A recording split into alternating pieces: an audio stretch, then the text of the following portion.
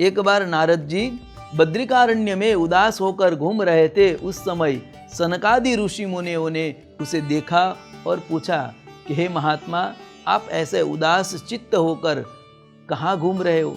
जैसे कोई लोभी व्यक्ति का धन किसी ने हरण कर लिया है, ऐसा उदासीन मुख आप लेकर कहाँ जा रहे हो और कहाँ से आ रहे हो?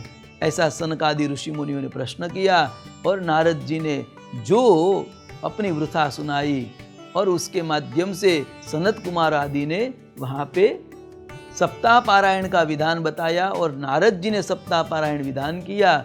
यह ऐसी कथा है। नारद जी को सप्ताह पारायण का विधान बताया और फिर नारद जी ने यह सप्ताह का पारायण का विधान किया। तो ऐसे ही सौनक आदि ऋषि मुनि ने प्रश्न कहा कि प्रभु क्षमा करे, आपकी बात में बीच में बोल रहा हूँ, परंतु ऐसा क्यों हुआ? नारद जी तो अजपा जप जपने वाले हैं, विधि विधान को मानने वाले नहीं है। वो तो सदैव प्रभु की भक्ति और कीर्तन में रत रहने वाले हैं। ऐसे व्यक्ति को निर्गुण उपासना को सगुण की उपासना की आवश्यकता क्यों हुई? यह कृपा करके हमें पूरा विस्तार से कथा सुनाए। ऐसा प्रश्न पूछने पर सूत पुराणी ने कथा का विस्तार करते हुए कहा कि एक बार सनत कुमार आदि 4 ऋषि मुनियों जो थे वह भगवान की कथा को सुनने और सुनाने के लिए कहीं ना कहीं इधर मृत्युलोक में सब जगह पे घूम रहे थे। सनत कुमार 4 कुमारों है, सनत, सनंदन, सनातन और सनत कुमार। यह 4 कुमार है। यह 4 कुमार 5 वर्ष की आयु के हैं और ऐसी है कि उसको भक्ति इतनी लगी हुई है कि उस भक्त को भगवान की माया स्पर्श नहीं करती, इसलिए वो हजारों साल से वो 5 साल के ही बालक कुमार है। तो ऐसे सनत कुमार कथा सुनने या सुनाने के लिए पर्यटन कर रहे थे। उसी समय उदासीन मुख वाला नारद जी को देखा और नारद जी को पूछा कि आप कहाँ से आ रहे हो और कहाँ जा रहे हो? तब नारद जी ने खिन्न हृदय होकर कहा कि अहम तु पृथिव्यां यातु एकदा नारदो योगी पुनराग्रह कांक्षया पर्यटन विविधान लोका मृत्युलोकमुपागत। नारद जी ने कहा कि मैं पर्यटन की इच्छा से मृत्युलोक में आया था। देखा कि चलो भगवान का जहाँ पे रास लीला हुई, भगवान की लीलामृत हुई है, वहाँ पे मैं थोड़ा दर्शन करके आऊँ। घर घर में धर्म की स्थापना जो भगवान ने की है उसका दर्शन करके आऊँ। यह दर्शन की कामना से मैं मृत्युलोक में आया था। पर जहाँ जहाँ देखा वहाँ पे अधर्म ही देखा और क्या क्या नहीं देखा। नारद जी ने ये कहते हुए कहते हैं, सत्यम नास्ति तपः शोचम दया दानम न विद्यते उदरम भरिणो जीवा वराका कुट भाषिण। नारद जी कहते मैं जहाँ जहाँ गया वहाँ पे एक ही चीज देखा गया, सत्यम नास्ति, सत्य नहीं है, तपम, तप भी नहीं है, शौचम मानी पवित्रता भी नहीं है, दया भी नहीं है, दान भी नहीं है, उदरम भरिणो जीवा वराका कुट भाषिका।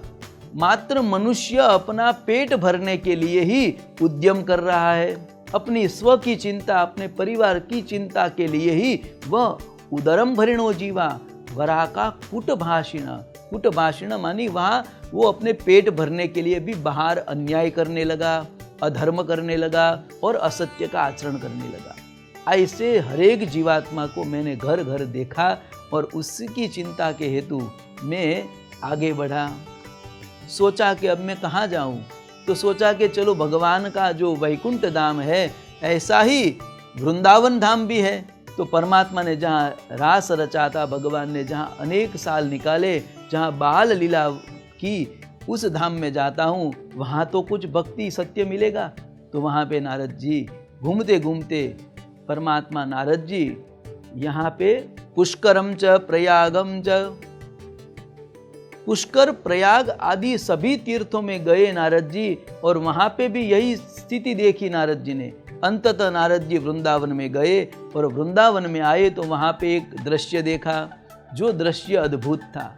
कैसा दृश्य था? तो एक युवान स्त्री थी और उसके गोद में 2 वृद्ध पुरुष थे। नारद जी ने देखा और उसके पास अनेक संगिनी वहाँ पे उसकी सेवा कर रही थी, उसकी हाजीजी स्तुति कर रही थी। ऐसी अनेक स्त्रियां थी, पर जो तरुण स्त्री थी वह रुदन कर रही थी। ऐसा विकट दृश्य नारद जी ने देखा। दर्शन किया पर नजदीक नहीं गए, दूर से ही दर्शन करते थे। उसी क्षण वह स्त्री का ध्यान नारद जी के ऊपर गया और नारद जी का दर्शन होते स्त्री जोर से बोलने लगी, भो भो साधो क्षणम तिष्ठ मच्चिंतामपि नाशय दर्शनम तव लोकस्य सर्वथा गहरम परम।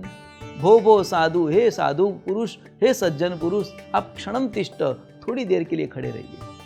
मत चिंतामपि नाशय, हे नारद मुनि, मैं आपको पहचानती हूँ, आप कोई सामान्य व्यक्ति नहीं है, आप यहाँ पे आए और मेरी चिंता का निवारण करिए।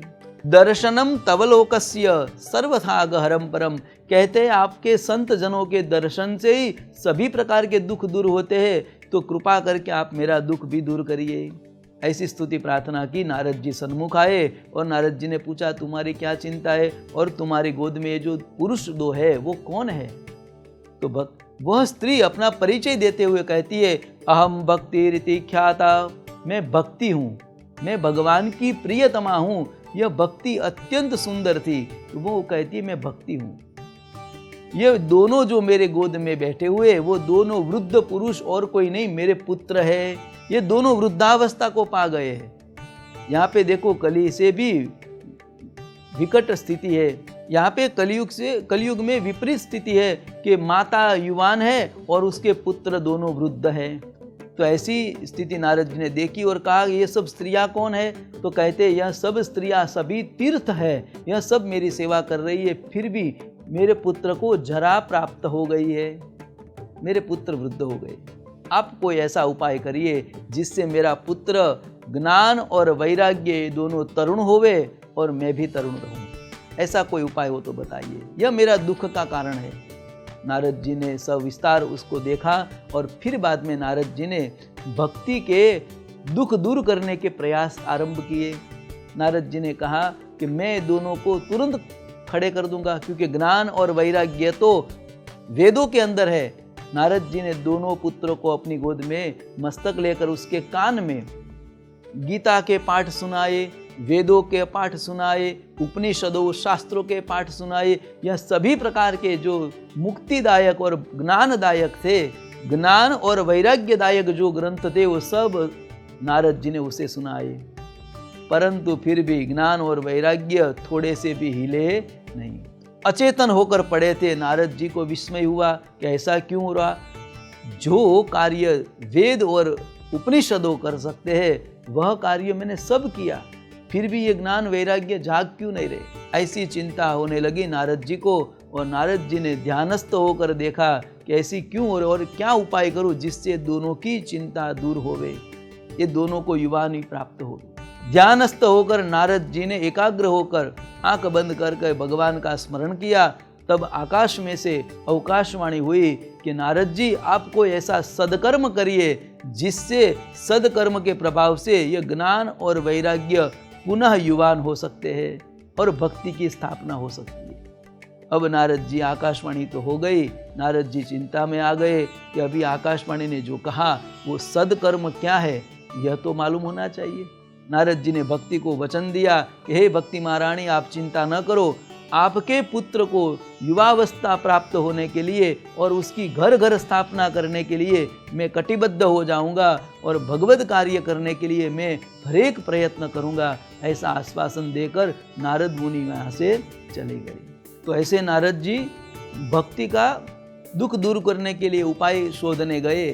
सत्र को यहाँ विराम करते हुए मैं डॉक्टर दीपक कुमार भट्ट आप सबसे आज्ञा लेता हूँ। जय श्री कृष्ण।